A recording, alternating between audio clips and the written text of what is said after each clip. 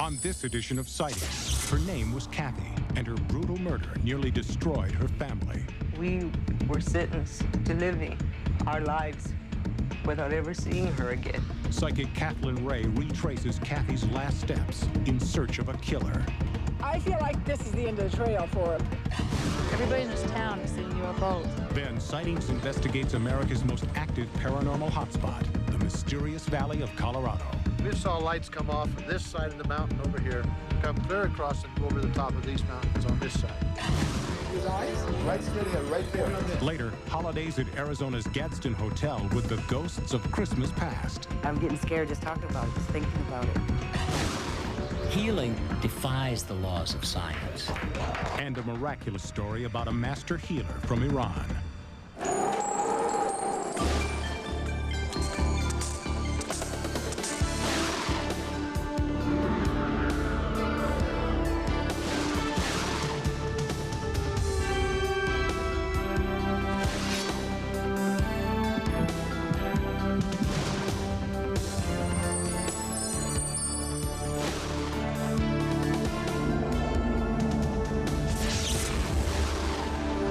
Welcome to Sightings. I'm Tim White. Kathy Torres was a great kid.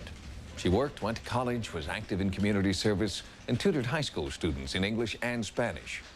But when Kathy finally made the headlines, it wasn't for her promise or her talent. It was because she'd been murdered. 2 years after her death, her killer is still at large, and traditional police investigations just haven't worked. Can a psychic solve the case?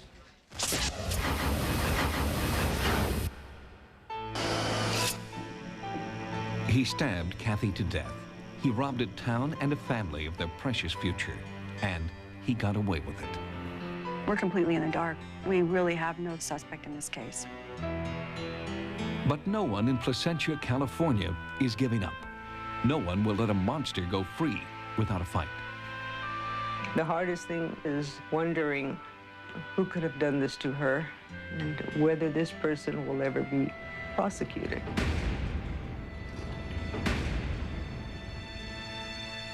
Kathy was active, very bubbly, always smiling. She was just a happy-go-lucky kid. She was a straight-A student and a role model for her younger sister, Debbie. She was like real popular in school, and you know, she was real pretty, and I wanted just to be exactly like her, you know. I was like, yeah, you know, that's my sister. At age 20, she was putting herself through college with a part-time job at the local drugstore. On Saturday, February 5th, 1994, she worked a busy pre-Valentine's Day shift. Just after 8 p.m., she called her mother to say she was on her way home. But by 9, she hadn't arrived. Then it was 10, 11, 12, and no sign of Kathy. Debbie and I went looking for her, and to places we thought maybe she might have stayed, which didn't seem right, but we went to check and didn't find her car anywhere. The next day, Kathy didn't show up for work. On Monday, she missed school. Mary feared the worst. I just had a feeling that she wasn't coming back.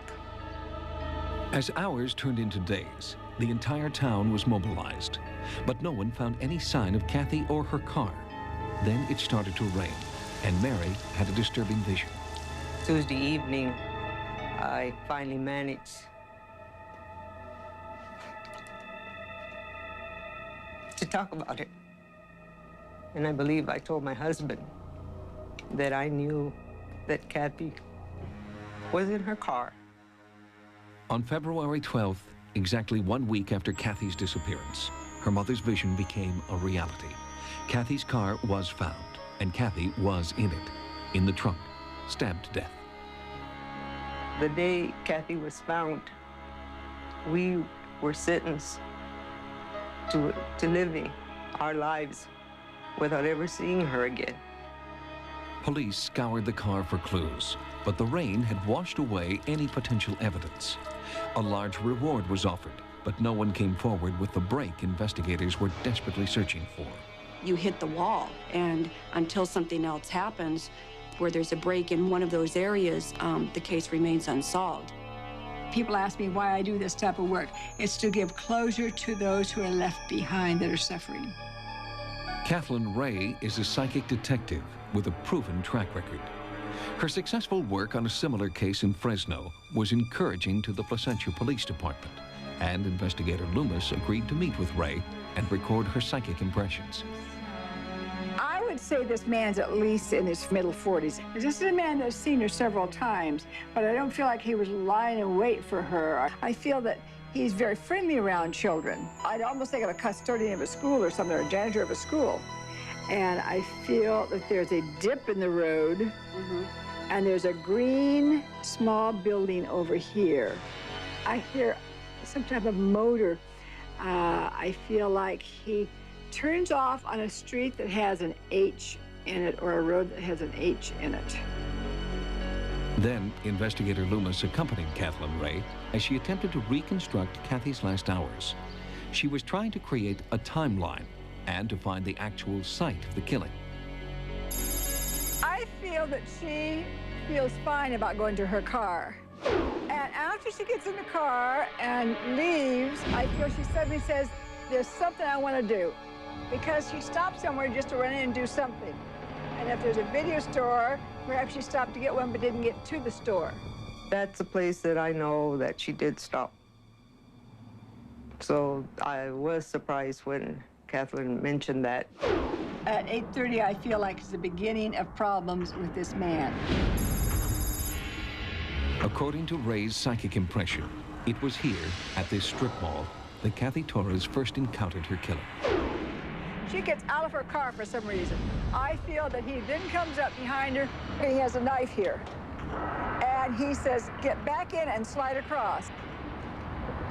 But I feel like he went out into an area where there's a dip in the road, and over here is a small, dark green building that, if I listen, I can hear a generator type of sound in it. Ray looked for those telltale landmarks and the letters C and H as clues to the crime scene. She guided investigator Loomis past Central Street. She had found her C. Just moments later, they rolled over a large dip in the road. A green box. Here's the green box, and now there's the hum. You can hear the hum of that electricity there. The large utility box was just as Ray had envisioned. It was a generator, providing power to some of Placentia's many oil wells. Sensing that the murder scene was very near, Ray was drawn to one particular rig. According to Kathleen Ray, it was here, in this oil field, that Kathy was murdered. Ray did not know that police already had evidence indicating she was right. We do have a shoe that was analyzed by chemists at Unical. They determined that there was an unknown pollen substance and also some sort of a petroleum-based oil in the dirt that was on the shoe. Just beyond the oil field, Ray found her H. It led to a hospital, the same hospital where Kathy's body was discovered. I feel like this is where the trauma came to an end. I feel like he's driving along after he has put her in the trunk of the car, parks the car, gets out, and takes off. And I feel that, that this is the end of the trail for him. Her psychic vision of Kathy's fatal route was uncanny. The landmarks were exactly as she had foreseen, the letters as she expected. Kathleen Ray asked for police sketch artists to help her create a portrait of Kathy's killer. The idea that he was an older man, perhaps a local janitor, were clues that the police had not yet considered, and ones they will now look into. We hope that this photo and this story will give us a new jump start on this investigation. As long as I'm alive and this is not solved, I will look here and there to try to find who murdered my daughter. I will never stop. The city of Placentia has raised $36,000 in reward money for information leading to the arrest and conviction of Kathy Torres' killer. If you have information important to this case, please call the Placentia, California Police Department. Next, the San Luis Valley has been experiencing UFOs, cattle mutilations, and mysterious fireballs. There's an awful lot of strange things in the mysterious valley of Colorado.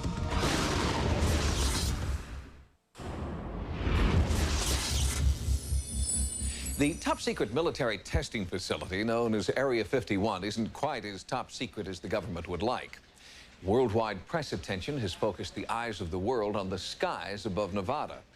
But while amateur ufologists clamor for a glimpse of Area 51, the real action, the experts claim, has moved eastward to the government's new Black Project playground.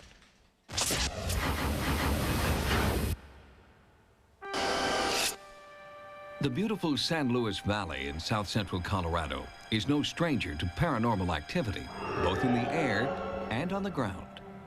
Everybody in this town has seen UFOs. We saw lights come off of this side of the mountain over here, come clear across and go over the top of these mountains on this side.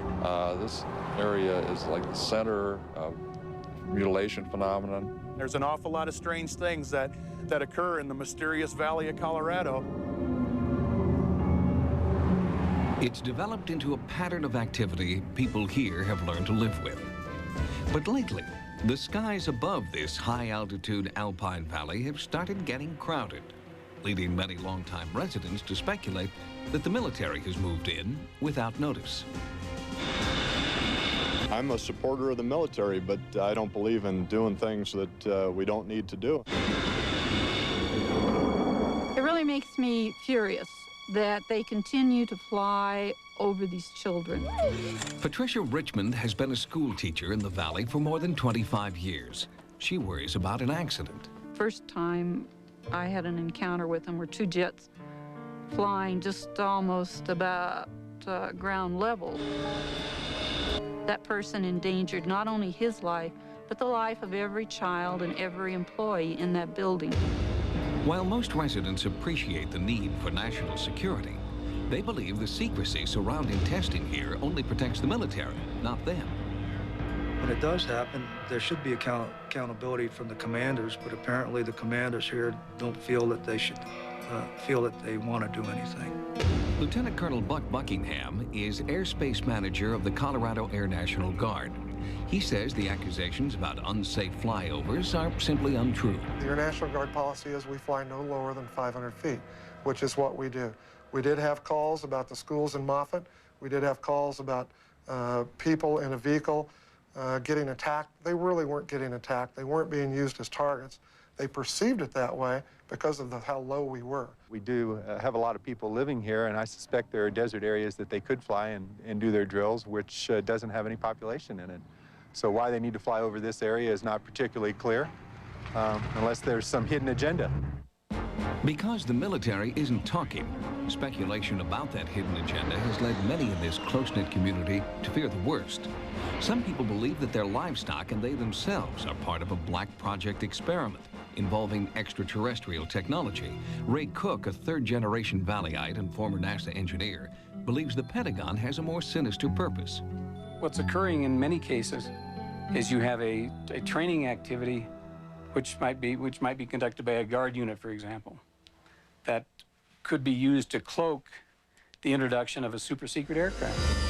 And what they may be cloaking, he says, is the go-ahead to build the Western Range Complex, known as the WRC. According to military officials, the WRC is still in the proposal stage, but area realtor Bob Senderoff fears this new military test center is much further along. If they really need this airspace, maybe there's something they're not telling us. And if there's something that they're not telling us, then I think we have every right in the world to be concerned. I think if those people down there, I don't know what their agenda is. I don't know if it's a personal agenda, a personal attack on the military. Sometimes you see some things in the military that make you very upset. And sometimes I think to get to the root of the problem is I think the military's been a bureaucracy in our country for 200 years, and they've forgotten who they're accountable to sometimes and who they really work for. According to documents obtained by Sightings, the Western Range Complex flight corridor may extend south into New Mexico, rivaling the airspace now reserved for Area 51. Some 70% of the increase that they proposed here is going to be flown by aircraft other than the local Air National Guard. And that big category of other. And of course, other gives you the opportunity of mixing in flights by black programs on testing weaponry that they otherwise would not want to test out in the open. We have no black projects. We have no laser capability. So whatever is going on down there that they think is, This gentleman, this unit, the Colorado Guard, knows nothing about it. If you were going to run all your black projects, experimental craft, and you could throw in a few UFO type things to throw people off the track just enough to get them talking about aliens and UFOs, that it would be a great smokescreen and cover for any kind of operation you wanted to run. I am suggesting we call the military to Window Rock and have them give us a report as to what they're doing. I would say, quit lying. Tell us the truth. Frustration is mounting as more and more people on the ground come to believe that their skies are being turned into the 21st century replacement for Area 51. Recent revelations about secret radiation testing nearby in the 1950s only confirm the fear that residents might be sitting ducks. There has to be an integrated plan. And that integrated plan is something that they should lay on the table. And give people an opportunity to evaluate it, to determine if that's something we really want to support, instead of trying to do it on a clandestine basis. The eyewitnesses that Sightings spoke with, particularly members of the Navajo Nation, are more than just angry. They're disappointed in a government they have supported and in a military they've served. And they wonder, if we can't be trusted, then who can? Next, did aliens create our universe? The unbelievable science at work to free willing. And feng shui helps Hong Kong's futures exchange to new highs.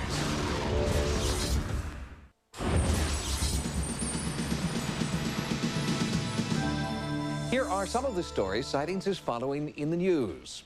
A recent headline in the Times of London is causing vigorous debate among scientists and religious leaders. It reads, aliens may have created universe, a claim based on the findings of not an overzealous ufologist, but a distinguished professor of astronomy. At the University of Massachusetts in Amherst, an astronomy professor is shaking up the world of cosmology with a startling theory about the origin of our galaxy. Professor Edward Harrison proposes that our world is the work of a superintelligence from another world. One usually says God did it or designed it, and that's the end of it. But now we're beginning to see how, in fact, intelligent life can actually create a universe. Citing Einstein's cosmic theories, Harrison believes that advanced beings from another universe would have had the tools necessary to forge a new universe inside the crucible of a black hole. It goes into inflation like a bubble that bursts out of the side of this universe. It inflates and separates. Then begins the Big Bang, and then it becomes a universe eventually. And Harrison speculates that one reason such superintelligence might have created our universe was simply as a kind of alien science project. Our universe may not be the fittest. One might well see ways of creating fitter universes. Having created a universe, you can transfer into it, occupy it, and explore it. And he does not rule out the possibility that there may be some among us who are the direct descendants of those extraterrestrial explorers. In San Francisco, California, David Phillips of the Earth Island Institute is supervising an ambitious project to bring about a family reunion for Keiko, the orca whale made famous by the movie Free Willy. Keiko was donated from Mexico to us with the goal of hopefully one day being able to be reunited with his family. Probably the most ambitious plan ever launched for a marine mammal. Prior to captivity, Keiko lived for at least 2 years in Icelandic waters with his orca family, called a pod. And because each pod has its own distinctive language, the project is endeavoring to learn Keiko's language and then search for a matching pod. The experts feel that he was in the wild with that pod long enough in those 2 years to be able to have learned and be able to recognize the sounds of that pod. Even though Keiko has been in captivity for nearly 16 years, scientists are hopeful that with an array of experimental techniques, they will be able to return Keiko to his family. We're probably going to be doing satellite link-ups of acoustic hydrophones in Iceland to his tank in Newport, Oregon, so that we can try to actually have him be able to listen to the sounds of the whales in the wild. If Keiko recognizes the songs of his pod, marine biologists will then conduct DNA testing to definitively link Keiko to his lost family. We've taken DNA samples of Keiko, certainly through his blood. We can get a very clear genetic picture of Keiko. We're using the best and the most advanced technology to try to answer some simple questions of how can Keiko find his family in the wild.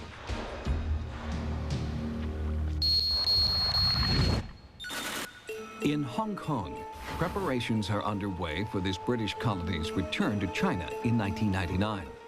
But while the real estate may be returning to its roots, the culture remains decidedly Western, forfeiting many ancient spiritual beliefs, like the belief in feng shui. I would believe that this is more or less a psychological effect. Dr. Wong Wai-shou, a professor at the Chinese University of Hong Kong, believes feng shui is nothing more than an ancient superstition. Like in the Western culture, you have a Friday the 13th, right? But don't tell that to these men on the floor of the Hong Kong Futures Exchange. Because of feng shui, the belief that spiritual energy can be manipulated for happiness and profit, things are looking up. After a terrible first quarter in 1995, the billion-dollar exchange was searching for a change. And so we called the feng shui man out. He had said, you have a small slope going directly into the elevator bank. There is a very good chance that the wealth that is in this room will start flowing down, and then it'll be where the elevators can open up, and when you go down the elevators, the wealth could flow out of the building. Riley followed the feng shui master's advice. 2 large aquariums were installed in a strategic location between the trading floor and the elevators. And sure enough, next morning after the fish tanks, our volume goes up to double its normal average and set a brand new record. For the balance of 1995, and so far 1996, the Hong Kong Futures Exchange has continued its strong performance that began when they deferred to the ancient wisdom of feng shui.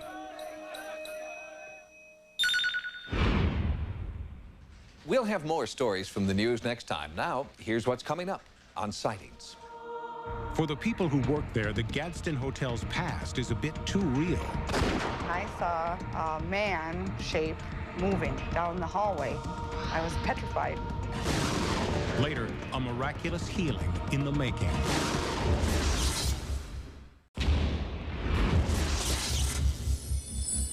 At the turn of the century, Douglas, Arizona was the town that put the wild in Wild West. And at its center was the Gadsden Hotel, a posh playground for cattle barons, prospectors, and adventurers. The Gadsden is still the centerpiece of Douglas. It's still a hotel, and between Christmas and Easter, it still attracts a wild clientele, most of whom are dead.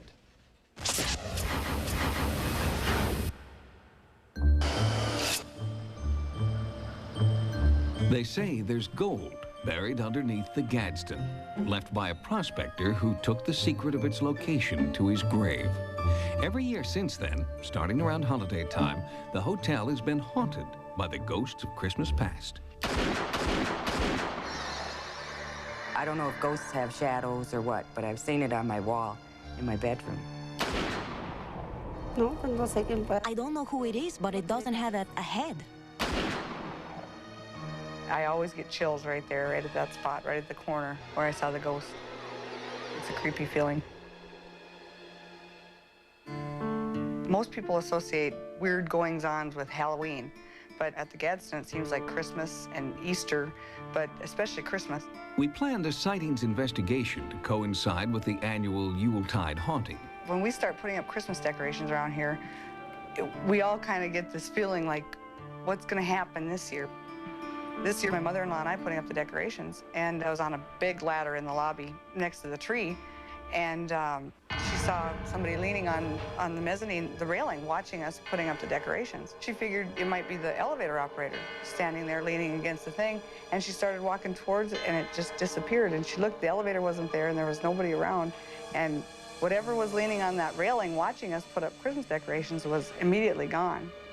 And we're wondering, you know, who's going to have the next experience? What's going to happen? Was he the prospector or another notorious character from the Gadsden's past. Sightings first contacted local historian Lee Johnson. The area in the early days was a very hostile environment. By 1903, we had at least 50 saloons, and a year later, about 75. And it was very unruly. The Gadsden was built during these turbulent times. Completed in 1907, it was the only luxury hotel for hundreds of miles, attracting an elite clientele. Then in 1927, the Gadsden burned and was rebuilt by bootleggers. A new kind of patron took over. In the lobby where guests play rummy today, gunfights raged, and many gamblers and rum runners were killed. If you want to find ghosts, you should go where the most people congregated. In my opinion, that would be the Gadsden. The structure, the violence that has taken place, along with the fire, lends all the aspects to the atmosphere that you would expect to find a ghost in. Many ghost investigators believe that untimely violent death is the stuff that ghosts are made upon. So it is not surprising that this place has become a treasure house of paranormal activity, and may be the reason why housekeeper Maria Castillo never really feels alone when she makes her rounds. Presencia de alguien. I always feel the presence of someone. Maria described numerous incidents in the Gadsden's hallways when ghosts started playing games with her. And some of those ghosts liked to play rough. In one bizarre incident, several co-workers saw Maria slapped by an unseen hand. They say welts raised on her skin, offering compelling physical evidence to her paranormal encounter. Other female employees described a presence that climbs into bed with them at night and paralyzes them with supernatural energy. Brenda Nally had one such encounter. It was 10 o'clock. I turned the TV off, and I turned the light off. I opened my eyes, and I seen the shadow on the wall of this body floating about 3 or 4 inches over top of me, and I couldn't move. It just felt like something was trying to get inside of me from head to toe. I don't know. I'm getting scared just talking about it, just thinking about it. Gadsden Hotel manager Robin Breckus had a frightening encounter with this supernatural energy during a power failure. It was 4:10 in the afternoon, and the clocks all stopped, and nothing electrical worked. Her guests needed candles, and so Robin went down to a storage area in the oldest and many say the most haunted part of the hotel. I wasn't thinking about anything. Just ran down the hall and reached for the doorknob, and I thought somebody was watching me. So I turned the way that they would have had to come, and there was nobody there. So I reached through to open the doorknob, and I felt it again.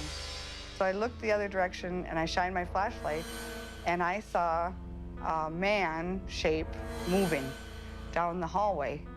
I was petrified. And so I grabbed my box that was right there, and I turned around and I ran. I've never seen the ghost again, but I've had a lot of weird things happen to me. Because there have been multiple haunting encounters experienced by credible eyewitnesses, Sightings brought in psychic Peter James to assist in several experiments. Because Peter seems to be sensitive to haunting energy, we asked him to record his psychic impressions inside the Gadsden. Robin led Peter to the basement, where the rest of our team was waiting. Hi. Oh, this is the basement. Hi there. Hi. The team was using thermovision, which records temperature fluctuations, and another camera was rigged with starlight infrared lenses. This camera operates in near darkness and also sees light bands invisible to the naked eye. Peter, this is where I was when I had my experience with whatever's down here. I was standing here, but I didn't see anything right here. I saw something right over there in that doorway. And I'm feeling Well, I'm feeling it as we speak right now, right behind me, right in this area. And I'd like to go up there and investigate, if you don't mind. Okay. This is where they enter from and come up this way, and wherever they go within the hotel, this is the vortex. Walk around it, Peter. Just All right. walk around the circumference. I'm going to walk around the circumference right here. Remarkably, the perimeter of the energy vortex that Peter was tracing coincided with an area visible to the team only through the thermocam. The difference in color indicates a 2-degree warmer zone. Down the hallway, Peter felt the presence of another anomaly. I'm in a circle of cool air right now. It's cold. He's right here, and I think this man was a bartender or he was a man in service. He doesn't give me a name, but he's showing me where he was stabbed and where he bled to death. Moments later, a startling image appeared to the thermocam operator. It was a face. Oh, wow. What? Okay. Can you get the monitor on this? I'm trying to. You getting more? We're trying to get the monitor. Go. You got more? I'm almost getting like a face shape. Temple, you touch where you think the face is. Right there are his eyes. Which way? This is a portrait of the entity Peter felt, videotaped in shades of warm and cool. Give Peter the camera for a second. Peter, you see if you can aim it right at him. Someone hold this. See it through the camera. Do you see his face? Yes. Are you aiming it right at him? Right there. Yes, right there. Dead center? Yeah, right there. Right, his eyes. Where? Right straight ahead. Okay. Right straight ahead, right there. Point on this. Right here. Those are his eyes. See his eyes? But the proof of the haunting here must still remain with the eyewitnesses. I was a skeptic before. I didn't really believe in ghosts, but once it actually happened to me, I'm a believer. With the passing of Easter, the Gadsden Hotel's ghostly season seems to be over. But as soon as the tinsel angels come out next Christmas, the entities are certain to return. And next year, perhaps, the entity that revealed himself to Peter James will let someone know where the gold is buried. Next, doctors said she would never walk. You have seen a lot of doctors in your life. They couldn't do anything. This master, who's not a doctor, can't.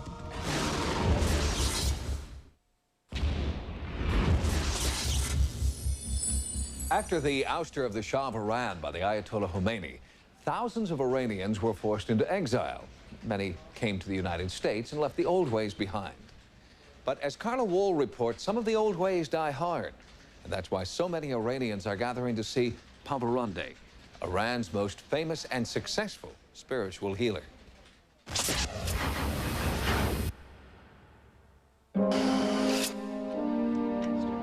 On the day that 17-year-old Layla Jamshed was born, artillery fire boomed in the streets of her native Tehran. A fire was raging in the bank underneath her apartment. Her birth was premature. She suffered oxygen deprivation, causing cerebral palsy. Since then, her parents have emigrated to the U.S. and have tried everything to help Layla. What did the medical doctors give you in terms of a prognosis for Layla, in terms of what she could expect? Last time we wasn't by the doctor, he said they cannot do anything more. So that she would always have difficulty, have to walk with the crutches. She would never be able to use her left hand. But as hope dwindled, Layla's mother heard about Master Parvarande. Little known in America, Parvarande is viewed in Iran as a healer and a saint. He accepts no money for his spiritual services and has purportedly treated 2 million patients with a 95% success rate. Master Parvarande's first trip to the U.S. would prove a success for Layla as well. Did you believe in a healer's ability? No. So no, why? There's no such thing as a healer. There was no such thing as a healer. In your mind? Yeah. But Layla's mother was adamant. The family made the trip from their home in Dallas to Los Angeles, where Layla had a private healing with Parvarande. And he placed his hands on my back like this, and he applied such a great force. What did it feel like? It felt like some electrical impulses. And he did that for several moments. And he asked me to lay back down. After I got up off the mat, I noticed that my back was bendable.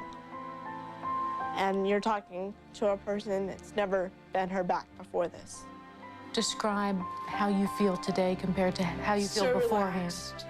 When he first let go of my back, I felt hot. I felt as if something was being lifted off my back. And once he did that, the back pain was gone. You have seen a lot of doctors in your life. Yes. They couldn't do anything. And that this master, who's not a doctor, can. Master Parvarande believes that many illnesses, both physical and psychological, are caused by disruptions in the electromagnetic energy that naturally flows through the body. Everything in the universe has a vibration and oscillation. When your vibration is not at the correct level, being very simplistic. You have a dis-ease, a disease. I believe our best definition of a healer is an individual who can stimulate a vibratory effect in the receiver. Healing has never been, in the last 300 years, a part of conventional medicine. It defies the laws of science. Most healers will tell you that they don't heal. They are channels for healing energy, which all of the ones I've talked to believe is the power of God. And in fact, Master Parvarande does attribute his healing powers to a divine source.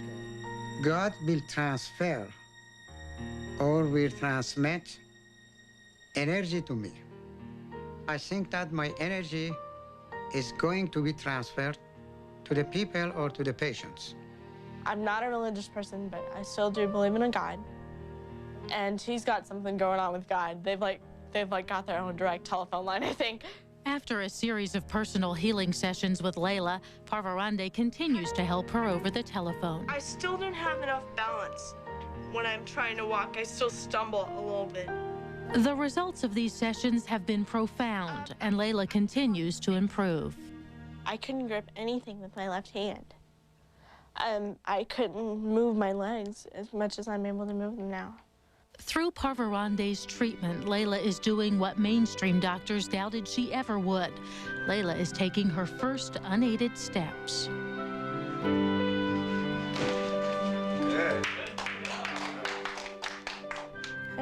I am very, very, very happy for this because I know that in the near future, Layla can take care of herself and be independent. Although he is thrilled with the results, Layla's older brother remains a skeptic. I have a hard time believing that it happens, but I believe my sister. It really doesn't matter what I believe, you know? What matters is what she believes, and the fact that she's doing these things right now. That's what matters. And it is this power of positive thought that even traditional doctors agree is a determining factor in recovery from all kinds of illnesses.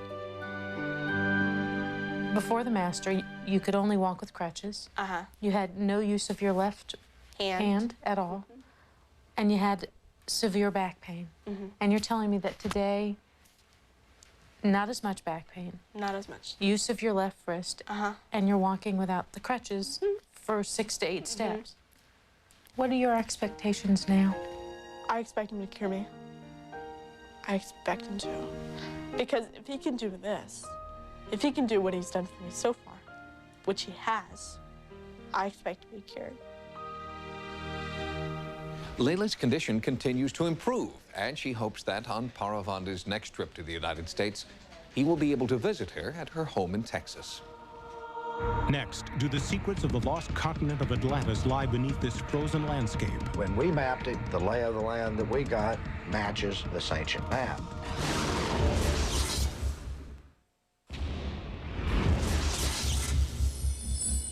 More than 5,000 years ago, in Egypt, in the Maya Kingdom, and in North America, people inscribed their pyramids, temples, and totems with the same story of a vastly sophisticated civilization that had vanished beneath the waves.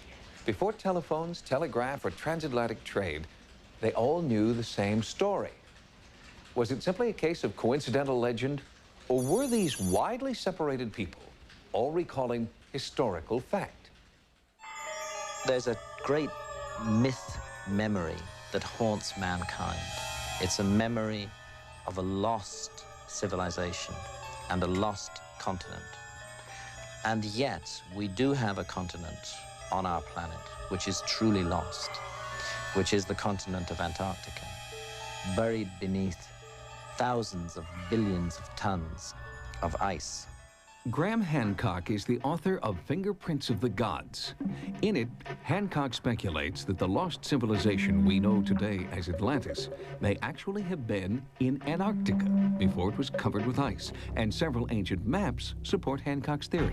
One of the best known of these maps is the Piri Reis map, drawn up by a well-known Turkish admiral in 1513 in Constantinople. The Piri Reis map is thought to have been based on even older maps stored in Egypt in the legendary Library of Alexandria. The map shows the correct contours of the northern Antarctic coastline. Remarkable because in 1513, there was no sonar, radar, or deep drilling technology to see this outline. The Antarctic Peninsula is buried under mile-thick ice. Richard Noon is a millennial researcher who has reached conclusions similar to Hancock's, but with a deadly twist. And when we mapped it using very advanced modern electronics, the lay of the land that we got matches the topography of this ancient map. After studying the Perry-Reyes map, the United States Air Force concurred. The map showed Antarctica, ice-free. The Earth apparently rolls along with long periods of quiet, and then an event which is described as a pole shift takes place. The theory of pole shift suggests that when the ice at the poles is not in balance, the crust of the Earth can actually shift or slip around the core. The relationship between the continents would not change, but land in warmer parts of the planet would move into colder areas, and vice versa. This theory was first offered by former Keene College professor Charles Hapgood. It may sound far-fetched, but when it was proposed to Albert Einstein, he found it theoretically possible.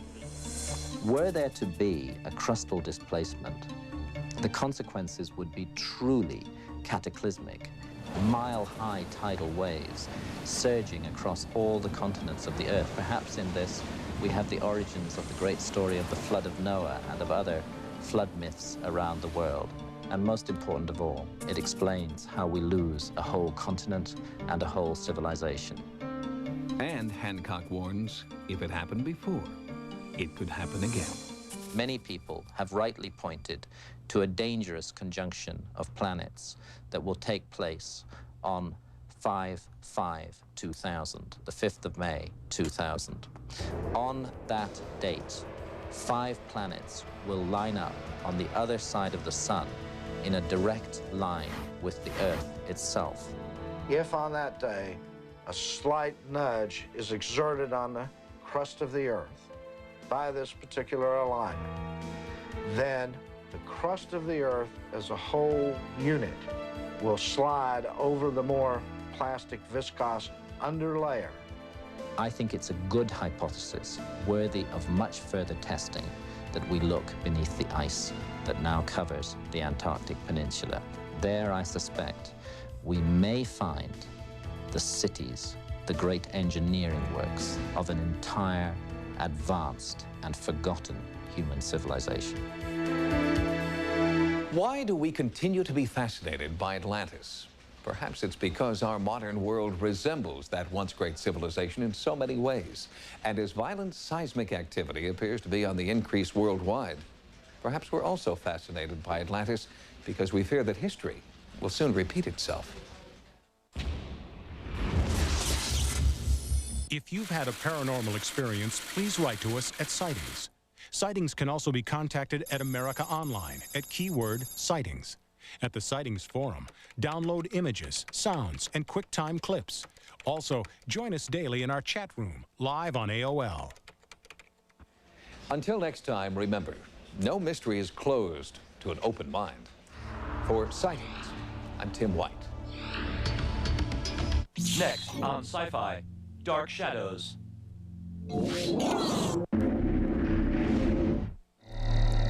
Houston, it's another happy day in space. I'm injecting now.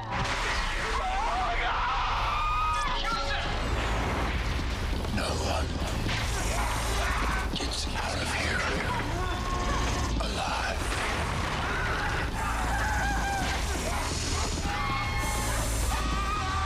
Suck on this one. Spiders. Sunday at 9 p.m. on Sci-Fi.